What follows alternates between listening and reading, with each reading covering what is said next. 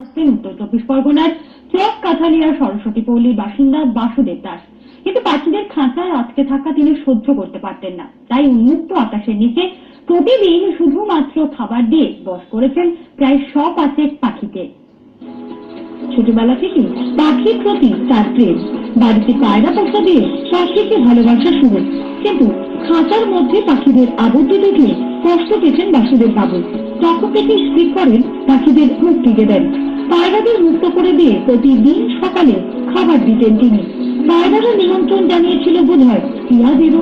এরপরই পায়রাদের সঙ্গে গুটি গুটি ভিড় জমাতে শুরু করে টিয়ারাও। আমি প্রায় 1.5 থেকে 3 বছর হবে আমি এদের খেতে দিচ্ছি, কারণ এরা খেতে পাচ্ছে না, চারিদিকে গাছপালা কাটাকাটি হয়ে যাচ্ছে, ফল টল পাচ্ছে না খেতে। আমি যেহেতু খেতে দিই, এই খাবারের লোভে ওরা আসছে। এই দেখার জন্য বিশাল উৎসব। সকালবেলা একটা লাইন পড়ে যায়, বিকেলবেলা মোটামুটি অনেক দূর দূর থেকে লোক দেখতেও আসে, এসে দেখে যায়। এবং অনেকে আমার ধানের জন্য, তাদের খাবারের জন্য পয়সাও দিয়ে গেছে, ধান এনে দিয়ে গেছে। ক্রমশই বাড়তে থাকে পাখির সংখ্যা।